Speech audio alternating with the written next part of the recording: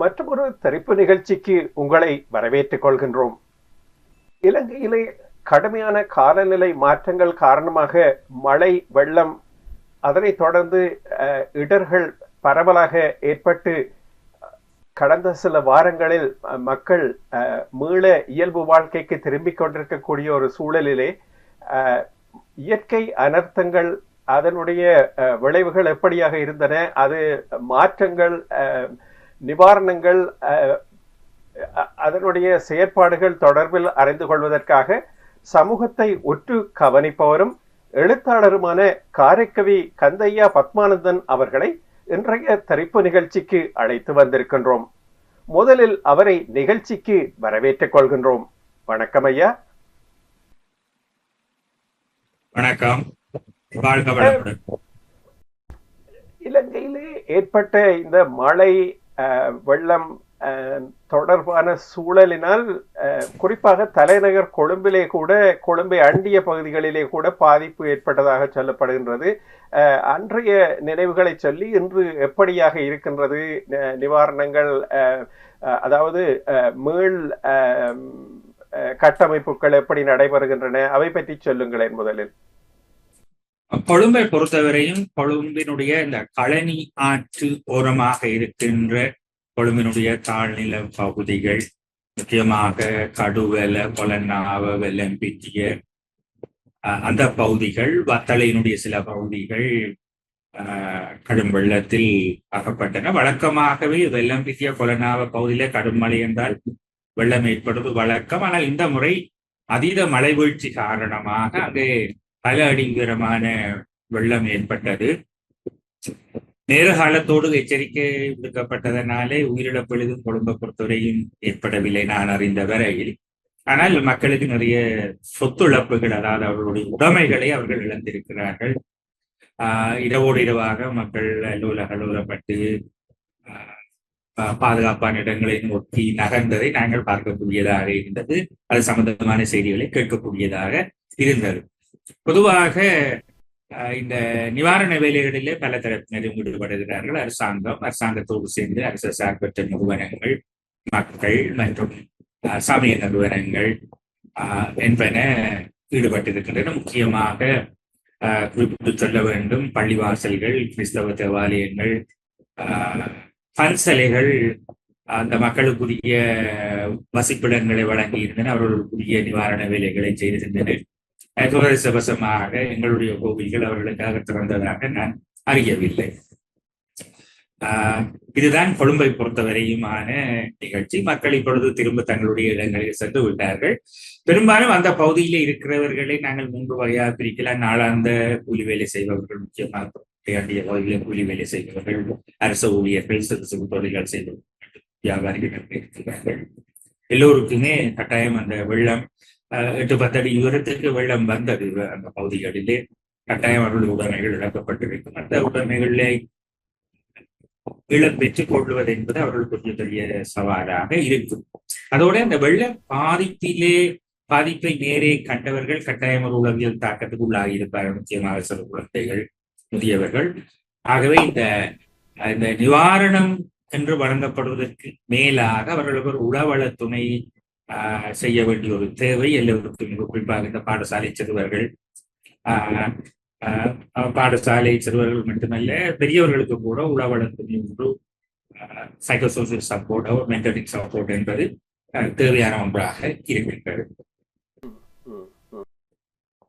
கொழும்பிலே வெள்ளம் ஏற்பட்டதற்கு கழனி கங்கையினுடைய அதிலே தண்ணி வந்ததனுடைய வீச்சு அதிகமாக இருந்தது என்று சொல்லப்படுகின்றது. அதை பற்றி சொல்ல முடியுமா? உண்மையிலே இந்த முறை நீரேந்து பகுதிகளில் அதிக மழை. இந்த முறை மலைய பகுதிகளிலே சில பகுதிகளில் 500 மில்லிமீட்டர் மழை வீழ்ச்சி ஏற்பட்டது, மிகப்பெரிய மழை வீழ்ச்சி. அதன் காரணமாகவும் சில அணைக்கட்டுகள் திறக்கப்பட்டதின் காரணமாகவும் கழனி கங்கையிலே வந்த நீர் வரத்து மிக அதிகமாகவும் வேகமாகவும் இருந்தபடி இந்த மிகப்பெரிய ஒரு வெள்ளப்பெருக்கு ஏற்பட்டது. உண்மையிலேயே நாங்கள் எவ்வளவுதான் முன்னாயத்தங்கள் செய்தாலும் கூட இத்தகைய ஒரு பேரிடர் இருந்த போது இயற்கைக்கு முன்னாலே நிற்பது என்பது மிகவும் சவாலான. இந்த முறை நீர் வரத்து மிகவும் அதிகம். கொழும்புக்கு வெளியே அதிகமாக பாதிக்கப்பட்ட பகுதிகள் என்று சொன்னால் தென்னிலங்கை, மலையகம், கிழக்கிலங்கையின் சில பகுதிகள் என்று சொல்லப்படுகின்றது. தென்னிலங்கையிலே ஏற்பட்ட பாதிப்புகளை பற்றி சொல்ல முடியுமா? தென்னிலங்கை என்று சொல்வதை விட மலையகம் மிகப்பெரிய ஒரு பாதிப்பை சந்தித்தது. நானும் சென்று வந்திருந்தேன். முக்கியமாக கண்டி மாவட்டம், நுவரெலியா மாவட்டம், அதோடு மாத்தளை, பதுளை, ஒன்றாகல, ரத்னபுரி மாவட்டங்கள் மிக பெருமளவு சேதத்தை சந்தித்திருந்தன. பொதுவாக மலையோர பகுதிகளிலே மண் சரிவுகள் வருவது வழக்கமான ஒன்றுதான். ஆங்காங்கே மண் சரிவுகள் வெள்ளத்தோடு வருவது. இப்ப சில வருடங்களுக்கு கொஸ்லாந்தையில் ஏற்பட்ட மிகப்பெரிய ஒரு மண் சரிவிலே என்னுடைய பல மக்கள் மரணித்து போனது ஞாபகம் இருக்கும் என்று நினைக்கின்றேன். இந்த முறை பொதுவாக இந்த புவியியலாளர்கள் சொல்கிறார்கள் 180 மில்லிமீட்டருக்கு மேலே மழை வீழ்ச்சி வந்தால் மலைப்பாங்கான பிரதேசங்கள் உள்ள மண் இழகும், அதனாலே நிலச்சரிவு அபாயங்கள் ஏற்படும் என்று சொல்லி இந்த முறை நான் குறிப்பிட்டது போல 300, 400, 500 மில்லிமீட்டர் வரையும் மழை மலைய பகுதிகளிலே பெய்த காரணத்தினாலே அந்த மலை மிகப்பெரிய பாரிய மண் சரிவுகளும் அதே நேரம் இவ்வளவு பெரிய மழை வீழ்ச்சி வந்தபடியினாலே ஆறுகளிலே நீர்மட்டம் பெருமளவுக்கு பாய்ந்தான். மகாலி கங்கை கரையிலே போன போது அந்த மகாலி கங்கைக்கு மேலாக போகின்ற மின்சார வயர்களில் கூட குப்பைகள் தொங்குவதை நான் பார்த்தேன். அப்பொழுது கற்பனை செய்து பாருங்கள் எத்தனை அடி உயரத்துக்கு அந்த மகாவலி நீர் எழுந்து பாய்ந்திருக்கின்றது. பேரான பல்கலைக்கழகம் அழிவுற்றது உங்களுக்கு தெரியும். மிகப்பெரிய ஒரு சொத்தழிவு ஏற்பட்டிருக்கிறது. இதுதான் முதல் தரம் அந்த பகுதியில் இவ்வளவு பெரிய வெள்ளம் ஏற்பட்டது. அதுக்கு 2 காரணம். ஒன்று இந்த அதீத மழை வீழ்ச்சி, 2வது இந்த அணைக்கட்டுகள் திறக்கப்பட்டது. பெருமளவு நீர் இந்த அணைகளிலே தேக்கப்பட்டதனாலே அந்த வான்கதல் திறக்கின்ற போது மழை நீரும் அந்த அணை நீரும் சேர்ந்து கட்டுக்கடங்காத ஒரு வெள்ளமாக ஏற்பட்டது. நான் கம்பளையிலே ஒரு இடத்துக்கு போயிருந்தேன். நான் முக்கியமாக பாடசாலைகளை பல பாடசாலைகளுடைய சேதங்களை மதிப்பிடுவதற்காக போயிருந்த போது ஒரு கட்டடம், அது ஒரு 2 மாடி கட்டடம். கீழ்த்தளத்திலே பாடசாலை, முதலாவது மாடியிலே சிறுவர் நலன்புரி நிலையம், டே கேர் சென்டர், அதுக்கு மேலே அலுவலகம் இருக்கிறது. 2வது மாடியில 4 அடி வரை வெள்ளம் இருக்குன்னு சொன்னால் வெள்ளம் அந்த உயரத்தை நீங்கள் கற்பனை செய்து பாருங்கள். ஆகவே இது மிகப்பெரிய வெள்ளம். அது மட்டுமில்லை, நான் போன பல இடங்கள், நான் கண்டி நகரில் ஏதோ ஒரு 25-30 கிலோமீட்டர் உள்ளுக்குள்ள மிக உள்ளான ஒரு இடத்துக்கு கூட போயிருந்தேன். அது நுவரெலியா கண்டி மாவட்ட எல்லையில உள்ள ஒரு கிராமம். அங்கே போயிருந்த போது நிலங்கள் பிளந்திருப்பதை எல்லாம் நான் பார்த்திருக்கிறேன். அந்த நிலப்பிளவுகள் பல இடங்களிலே இந்த மலை பிரதேசங்களிலே ஏற்பட்டு இருக்கின்றன. அது ஒரு நல்ல அறிகுறி அல்ல இந்த நிலப்பிளவுகள். அது எந்த நேரமும் ஒரு சிறிய மழை வீழ்ச்சி கூட அவை பெரிய அளவு சேதத்தை ஏற்படுத்தலாம். நேற்றைய செய்தி புவிச்சரிவியலாளர்கள் சொல்லியிருக்கிறார்கள் இந்த டித்வா புயல் மலையகத்தினுடைய டெக்ஸ்சரை, அந்த சாயில் டெக்ஸ்சரை மாற்றி அமைத்திருக்கக்கூடும். இந்த ஜியோகிராபிக்கல் டெக்ஸ்சரை மாற்றி அமைத்திருக்கக்கூடும். இது சம்பந்தமாக மிகப்பெரிய ஒரு ஆய்வு சர்வதேச நிபுணர்களுடைய உதவியோடு செய்ய வேண்டும் என்று சொல்லி கூறியிருக்கிறார்கள். நான் பார்த்த அளவிலே சில பகுதிகள் இப்பொழுது பலராலும் பேசப்படுகின்ற மாதிரி எதிர்காலத்திலே மக்கள் வாழ்வது என்பதை மிகவும் சவாலுக்குரிய ஒன்றாக இருக்கும். பொதுவாக எங்களுடைய தமிழ் மக்கள் வாழுகின்ற பிரதேசங்கள் எல்லாம் மலையடிவாரம் அல்லது மலைச்சரிவு அல்ல கற்பாறைகளுக்கு இடையே அவருடைய லைன் குடியிருப்புகள் இருக்கின்றன. அவை எல்லாமே ஆபத்துக்குள்ளாக இருக்கின்ற ஒரு சூழ்நிலை உருவாகிறது. அதே போன்று மலைநாட்டு கிராமங்களும் சிங்கள கிராமங்கள், நான் போயிருந்தது ஒரு சிங்கள கிராமம். அது மிகவும் ஒரு செழிப்பான கிராமம். அங்கே எல்லா வசதிகளும், எல்லா வகையான மரங்களும் இருக்கின்றன. அந்த வீடுகள் எல்லாம் மலைச்சரிவுகளில் இருப்பதையும் பார்த்தேன். அங்கே எனக்கு தெரிந்த வரையில் அங்கே ஏற்பட்டிருக்கிற அந்த நிலத்தடி பிளவுகள் எல்லாமே ஒரு நல்ல அறிகுறி கிடையாது. அது எதிர்காலத்திலே ஒரு மிகப்பெரிய நட்டங்களுக்கு சில விளைவிலே இன்று செல்லலாம். அதே போல தென் பகுதியிலே சில பகுதிகளிலே இந்த வெள்ளங்கள் ஏற்பட்டது என்றால் ஆற்று வெள்ளங்கள், கழுகங்கை, ஜின்கங்கை போன்றவருடைய அதன் காரணமாக களத்துறை மாவட்டத்தினுடைய சில பகுதிகள், அங்குலான போன்ற பகுதிகளிலே வெள்ளம் ஏற்பட்டது. பல அடி வெள்ளம் வந்தது. பலர் தங்களுடைய உடைமைகளை எல்லாம் இழந்திருக்கின்றார்கள். ஆனால் அந்த பெருமளவு உயிர் சேதம் ஏற்பட்டது, பெருமளவு பொருட்சேதம் ஏற்பட்டது என்று சொன்னால் அது மலையகம் தான். மத்திய சப்ரம மாகாணங்கள் என்ன, அதுவும் மத்திய மாகாணம் கண்டி மாவட்டத்தில் ஏற்பட்ட இழப்பு மிகப்பெரிய இழப்பு. அநேகமான பாதைகள், நான் கூட போன ஒரு பாதை மேற்கொண்டு போக முடியாது, திரும்பி வந்தேன், பாதை பிளந்து கிடக்கின்றது. அதுகள் எல்லாம் அது மலைச்சரிவோட பிளந்திருக்கின்ற இந்த பாதைகளை எல்லாம் திரும்ப நிர்மாணிப்பது என்பது ஒரு பெரிய சவாலான ஒரு விஷயம். ஆகவே அந்த நான் இளைய குறிப்பிட்டது போல இந்த உயிரிழப்புகள், சொத்து இழப்புகள், பொருள் இழப்புகளுக்கு மேலாலே மக்கள் தங்களுடைய வாழ்வாதாரங்களை இழக்கப் போகிறார்கள். அது நிச்சயம். ஏனெனில் பெருமளவு மக்களுடைய விவசாய தோட்டங்கள், மரக்கறி தோட்டங்கள் மலையத்தை பொறுத்தவரை அழித்திருக்கின்றன. தேயிலை தோட்டங்கள் அழித்திருக்கின்றன. இந்த மண்சரிவின் காரணமாக அவர்கள் சிறு சிறு தொழில் செய்த பலருடைய தொழில் முயற்சிகள் அடிபட்டிருக்கின்றன. அதோட வர்த்தக நிலையங்கள் எல்லாமே, கம்பளை நகரை பார்த்தால் கம்பளை நகரிலே 15-20 அடி வெள்ளம் வந்தபடியாலே அந்த வர்த்தக நிலையங்கள் எல்லாமே, வெளியோயா நகரம் போன்ற பல நகரங்கள், பேராதனி நகரம் எல்லாம் வர்த்தகர்களுக்குமே ஒரு பெரிய இழப்பு ஏற்பட்டிருக்கிறது. அதெல்லாம் காப்புறுதியின் ஊடாக எவ்வளவு தூரம் நிவர்த்தி செய்யப்படும் என்று எனக்கு தெரியவில்லை. மிகப்பெரிய இழப்புகள் ஏற்பட்டிருக்கின்றன. ஆகவே எதிர்காலத்திலே கடந்து வருகின்ற இனி வருகின்ற காலங்களில் ஒரு பெரிய ஒரு விளைவை சமூகவியல் ரீதியாக, பொருளியல் ரீதியாக, அரசியல் ரீதியாக கூட அது சில விளைவுகளை கட்டாயம் கொண்டு வரும். ஏனெனில் இந்த மக்கள் இந்த பேரிடரை நேரே பார்த்த மக்கள், அந்த பேரிடரிலிருந்து தப்புவதற்காக மாதலிப்பட்டு அதிலிருந்து ஓடிய மக்கள் மிகப்பெரிய மன உளைச்சலிலே இருக்கிறார்கள். அவர்களுக்கு மிகப்பெரிய ஒரு உளவளத்துடன் தேவைப்படுகிறது. நான் சந்தித்த பலரும் ஒரு மனம் பேதலித்த ஒரு நிலையிலே இருக்கிறார்கள். ஆகவே நாங்கள் அவர்களுக்குரிய வாழ்வாதாரங்களை செய்து கொடுக்க வேண்டிய தேவை இருக்கிறது. அவர்களுடைய வாழ்விடங்களை செய்து கொடுக்க வேண்டிய தேவை இருக்கிறது. வாழ முடியாத பிரதேசங்களில் இருக்கிற மக்களுக்கு புரிதான வாழ்விடங்களை செய்ய வேண்டிய தேவை இருக்கிறது. இப்படியான வாழ முடியாத இடங்களில் இருக்கின்ற ஏனைய நிறுவனங்களை, பாடசாலைகள் போன்ற நிறுவனங்கள் எல்லாம் இன்னொரு இடத்துக்கு கொண்டு செல்ல வேண்டிய தேவைகள் என்று மிகப்பெரிய தேவைகள் எல்லாம் இருக்கின்றன. அதை விட இந்த மலையகத்திலே ரயில் பாதைகள் கிட்டத்தட்ட சில அறிக்கைகள் 3-2 கோடி ரயில் பாதைகள் சேதமடைந்துள்ளன. நானும் சில ரயில் பாதைகளை நான் போன இடத்திலே கண்டேன். பெருமளவு சேதம். அந்த பாதைக்கு கீழே உள்ள மண்ணை அப்படியே வெள்ளம் கொண்டு போய்விட்டது. பாதைகள், அந்த ரயில் தண்டவாளம் தொங்கிக் கொண்டிருக்கிறது.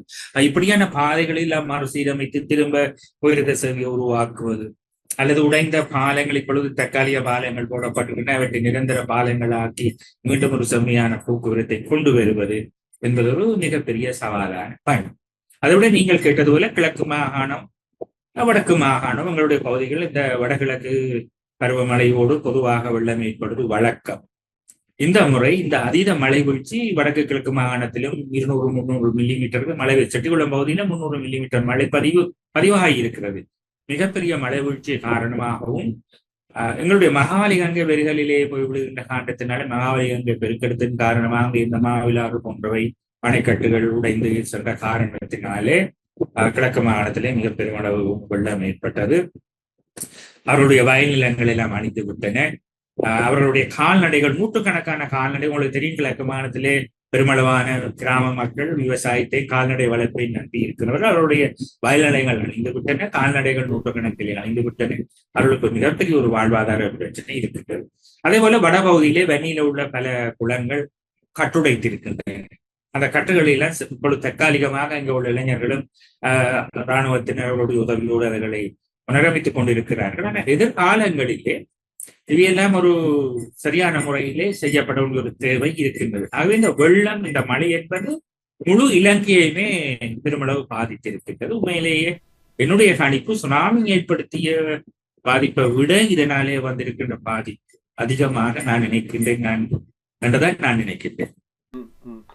மலையகத்திலே ஏற்பட்ட பாதிப்புகள், மண் சரிவுகள் என்பவற்றினால் பல இடங்கள் மக்கள் வாழ முடியாத ஒரு சூழல் ஏற்படலாமோ என்ற ஒரு தொனியை வெளிப்படுத்தியிருந்தீர்கள். அப்படியான சூழலிலே மலையகத்திலே அவர்களுக்கு மீள வழங்குவதற்கான காணிகள் இருக்கின்றனவா? அதை பற்றி சொல்ல முடியுமா? மலையகத்துல பெருமளவு காணிகள் அதை நாங்கள் இங்கே சொல்ல முடியாது. மலையகம் என்று சொல்றது நாங்கள் அந்த 3 மாகாணம், மத்திய மாகாணம், ஊவா மாகாணம், சப்ரமாகாணம், மேல் மாகாணத்தை கூட நாங்கள் மலையகத்தின் ஒரு பகுதி, ஆவிசா, அவளை, அங்காலே உள்ள பகுதி ஒரு மலை சார்ந்த பிரதேசம். அதே போல தென்னிலங்கையிலேயும் களுத்துறை, காலி, மாத்தறை மாவட்டங்கள் மலை சார்ந்த பிரதேசங்களா மலையம் என்பது ஒரு மிகப்பெரிய ஒரு தேச பரப்பு. அது பல மாகாணங்கள் உள்ளடக்கிய தேச பரப்பு.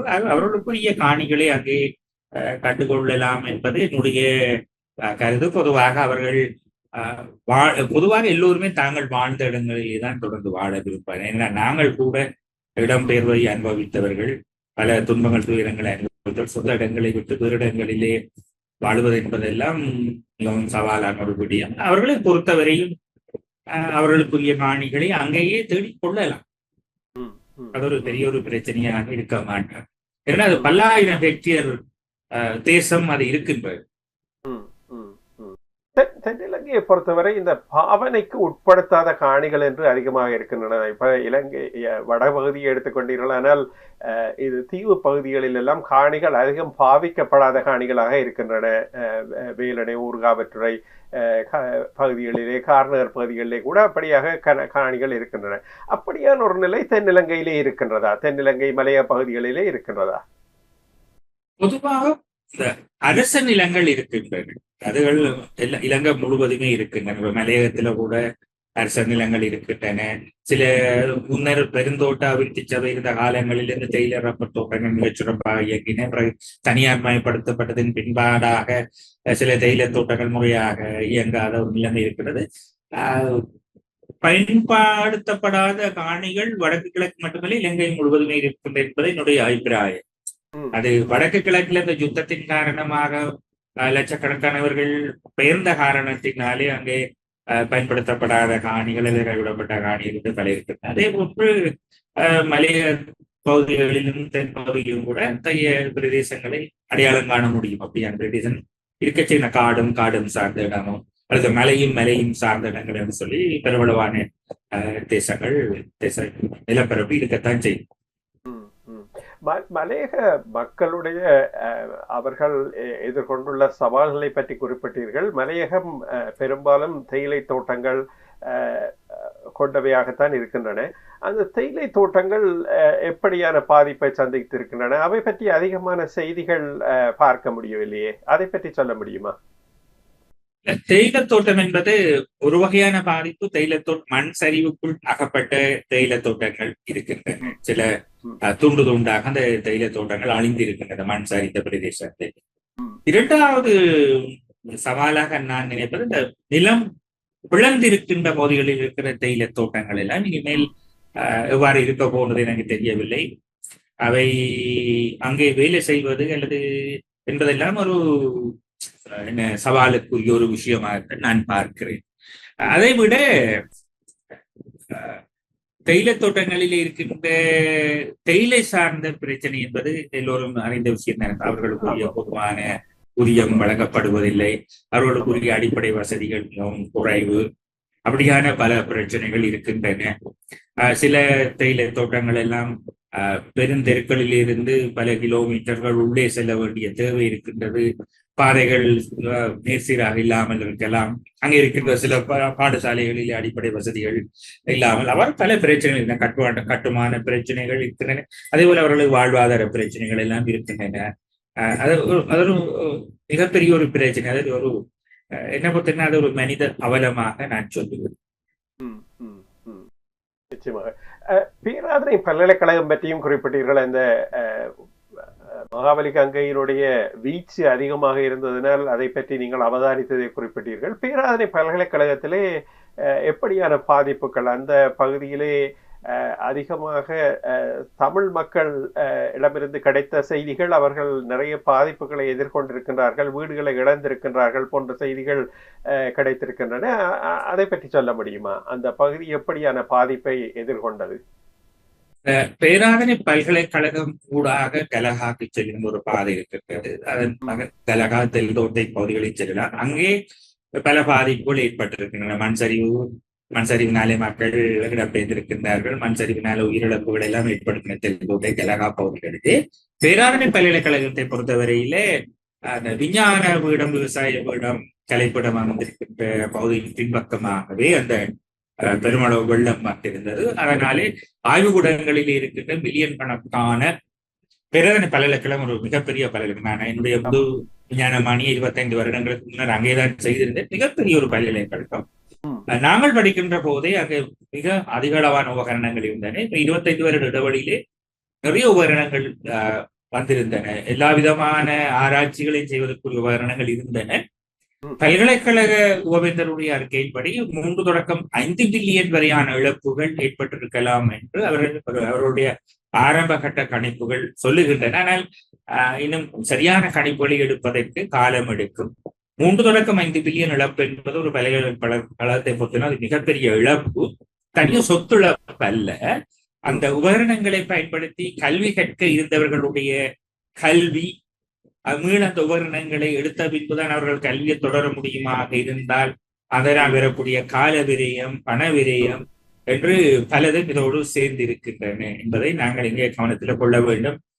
முன்னர் அந்த பேராதனை பல்கலைக்கழகம் அந்த 87 புரட்சிகர நேரங்களில் வருடக்கணக்காக மூடப்பட்டு மாணவர்கள் வருடக்கணக்காக தங்களுடைய படிப்பை கொண்டு நடத்த முடியாத நிலைமை வந்தது. இப்பொழுது கூட நான் நினைக்கிறேன் இந்த பாதிக்கப்பட்ட ஆய்வுக்கூடங்கள் மீளமைக்கப்படாவிட்டால் அதற்குரிய உபகரணங்கள் மீளவும் கொண்டு வரப்படாவிட்டால் அந்த துறை சார்ந்த மாணவருடைய கல்வியை கொண்டு செல்வதிலே சில சவால்கள் இருக்கக்கூடும் என்று நான் நினைக்கிறேன். விரிவுரைகளை நடத்தலாம், பிரச்சனை இல்லை. ஆனால் ஆய்வுக்கூடம் சார்ந்த செயற்பாடுகள், செய்முறைகள் அல்லது அங்கே பல நூற்றுக்கணக்கான மாணவர்கள் ஆராய்ச்சி மாணவர்களாக தங்களுடைய முது விஞ்ஞானம், முதுமானி, கலாநிதி படிப்புகளை மேற்கொண்டிருக்க அவர்களுடைய ஆராய்ச்சிகளை அவர்கள் தொடர்கின்ற விஷயங்கள், அதை விட பல்கலைக்கழக மட்டத்திலே பல்வேறு ஆராய்ச்சிகள், அந்த பேராதனை பல்கலைக்கழகம் மிக பெரிய ஆராய்ச்சிகள் புவிச்சரிதவியல் தொடர்பாக, புவியியல் தொடர்பாக, விவசாயம் தொடர்பாக, விலங்கியல் தொடர்பாக, விஞ்ஞானம் தொடர்பாக பல்வேறு ஆராய்ச்சிகள் நடக்கின்றன. அந்த ஆராய்ச்சிகள் சில வேளைகளிலே சரியான முறையிலே செய்யப்படாமல் இருப்பதற்கான ஒரு சாத்தியம் எல்லாம் இருக்கும் என்பது என்னுடைய தனிப்பட்ட அபிப்பிராயம். அதாவது புகையிரத பாதைகள் பற்றி கூட சில விவரணங்களை சொல்லியிருந்தீர்கள். செய்திகள் ஊடாக சொல்லப்படுகின்றது இலங்கையினுடைய புகையிரத வலையமைப்பிலே பெரும்பகுதி ஏதோ ஒரு வகையில் பாதிக்கப்பட்டிருக்கின்றன, அதனால் புகையிரத போக்குவரத்து பாதிக்கப்படுகின்றது என்று 10 நாட்கள் 2 வாரங்களுக்கு முன்பாக சொல்லியிருந்தார்கள். அது தொடர்பில் தற்பொழுது என்ன மாதிரியாக நிலைமைகள் இருக்கின்றன? இன்னும் அந்த மலையகத்துக்குரிய புகையிரத சேவை பெறவில்லை. தனியார் கரையோர சேவைகள் மட்டும் நடைபெறுகின்றன. மலையகத்தில் நான் ஏற்கனவே சொன்னது போல பல இடங்களிலே மண் சரிந்து தண்டவாளங்கள் அல்லது அந்த பாலங்கள் அழிந்திருக்கின்றன. சில இடங்களிலே வெள்ளம் தண்டவாளத்துக்கு கீழான பகுதிகள் எல்லாவற்றையும் அரித்து சென்று விட தண்டவாளம் ஒரு எலும்பு கூடும் மாதிரி தொங்கிக் கொண்டிருக்கின்றது. இனி அந்த தண்டவாளத்தை மீள் அமைப்பதாக இருந்தால் ஒரு மிகவும் பொருத்தமான ஒரு கட்டுமான முறை செய்துதான் அந்த பாதையை புனருத்தாரணம் செய்ய முடியும். புதிய பாதையை உருவாக்குவது என்பது மிகப்பெரிய சவால். அதை செய்வதற்கு மிகப்பெரிய பணம், மிகப்பெரிய தொழில்நுட்ப உதவி, மிகப்பெரிய ஆள் பலம் எல்லாம் தேவை. இருக்கின்ற பாதைகளை இப்பொழுது நாங்கள் அறிந்த வரையில போயிருந்த பாதையினை செப்பனிட்டு கொண்டு வருகின்றார்கள், செய்யக்கூடியவற்றை செய்து கொண்டு வருகின்றார்கள். ஆனால் ஒரு முழுமையாக அதை செய்து முடிப்பதற்கு மிக நீண்ட காலம் எடுக்கும் என்பது என்னுடைய தனிப்பட்ட கருத்து. அது மட்டுமில்ல, நிறைய அதற்கு தொழில்நுட்ப உதவியும் நிதி உதவியும் தேவைப்படும். ஆகவே மலையகத்துக்குரிய இந்த புகையிரத சேவை என்பது கிட்டடியிலே செய்யப்படக்கூடிய ஒன்றாக இருக்கு நான் நினைக்கவில்லை. அது நீண்ட காலம் எடுக்கும்.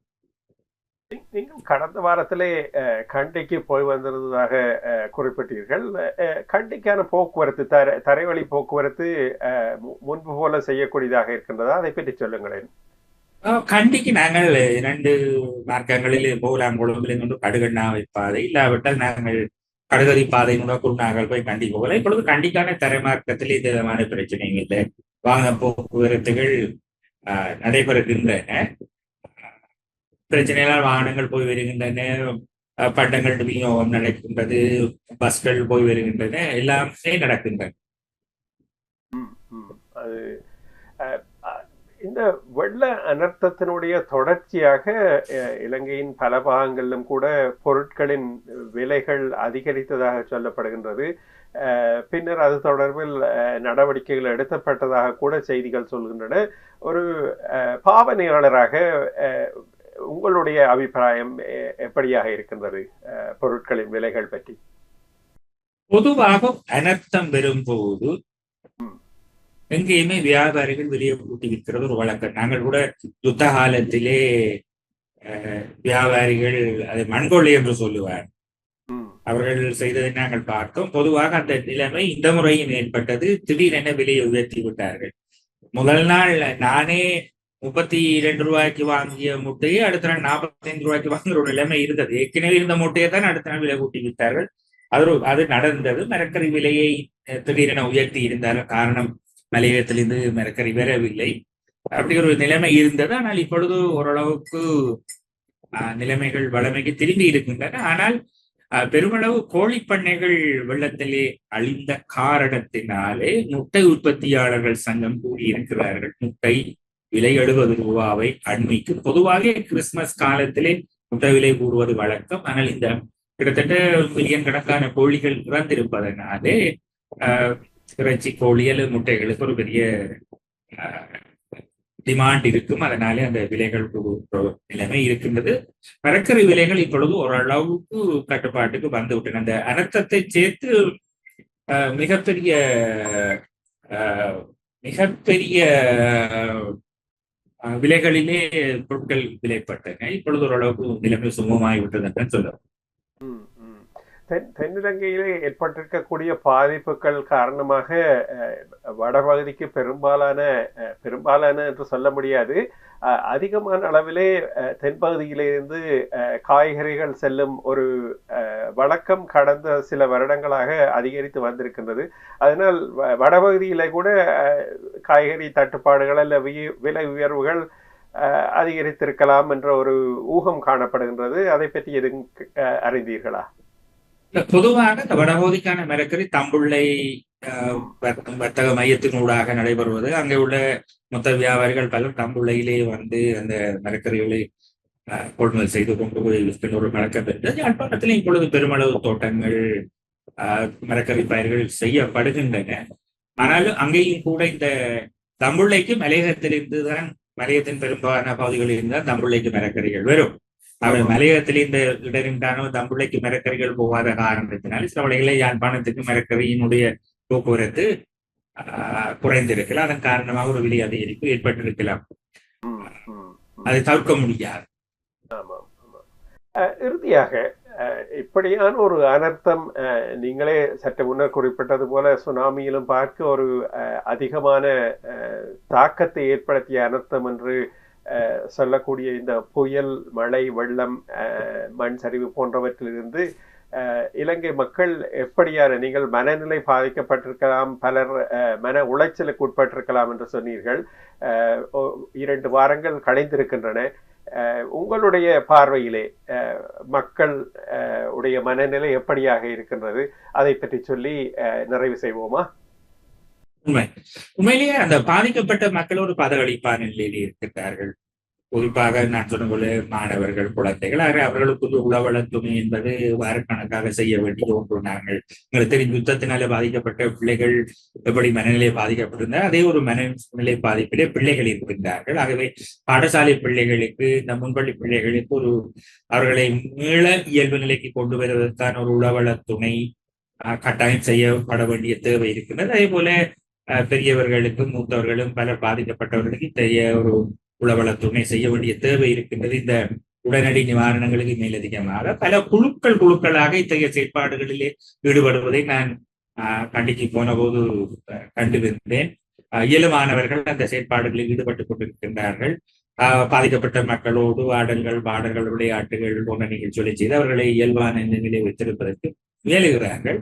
என்றாலும் கூட அவர்களை இந்த தாக்கத்தில் இருந்து இயல்நிலைக்கு கொண்டு வருவதற்கு 3 தொடக்கம் 6 மாதங்கள் வரையான ஒரு உளவியல் ஆதரவு என்பது வழங்கப்பட வேண்டிய தேவை வந்து இருக்கின்றது. குறிப்பாக பல ஆசிரியர்கள் பாதிக்கப்பட்ட, வழக்கமா பாடசாலைகளில் ஆசிரியர்களுடன் மாணவர்களை வழிபடுத்துவார்கள். இப்பொழுது ஆசிரியர்களும் பாதிக்கப்பட்டிருப்பதனாலே ஆசிரியர்களுக்கு கூட ஒரு உளவள துணை, அதிகாரிகளுக்கு கூட ஒரு உளவள துணை செய்ய வேண்டிய ஒரு தேவை இருக்கின்றது. ஆகவே கல்விப்புலம் என்று எடுத்தால் மாணவர்கள், ஆசிரியர்கள், அதோடு சம்பந்தப்பட்ட அதிகாரிகள் எல்லோருமே ஒரு மன உளைச்சலுக்கும் மன பதகளிப்புக்கும் உள்ளாகி இருப்பதுன்னா அவர்கள் எல்லோருக்குமே சேர்ந்து ஒரு உளவளத்துணர்வு செய்ய வேண்டிய ஒரு மிகப்பெரிய தேவை இந்த பொருளுதவிகளுக்கு மேலாக தேவைப்படுகின்றது என்பது என்னுடைய அபிப்பிராயம். இது செய்யக்கூடியவர்கள் எல்லோரும் ஒரு திட்டமிட்ட வகையில இதை முன்னெடுக்க வேண்டிய ஒரு தேவை இருக்கின்றது. அல்லது நிச்சயமாக இலங்கை எதிர்கொண்ட மிகப்பெரிய ஒரு அனர்த்தம் என்றுதான் சொல்ல வேண்டும். விரைவில் மாற்றங்கள் ஏற்பட வேண்டும், ஆரோக்கியமான மாற்றங்கள் ஏற்பட வேண்டும், சமூகம் இயல்புக்கு திரும்ப வேண்டும் என்ற நம்பிக்கையை வெளிப்படுத்தி உங்களுடைய பல்வேறு பணிகளிடையேயும் நேரம் எடுத்து இன்றைய தெரிப்பு நிகழ்ச்சியில் கலந்து சிறப்பித்தமைக்கு மனமார்ந்த நன்றிகளையும் வாழ்த்துக்களையும் தெரிவித்து விடைபெற்றுக் கொள்கின்றோம். வணக்கம். மிக நன்றி. சந்தர்ப்பத்துக்கு நன்றி. வாழ்க வளமுடன்.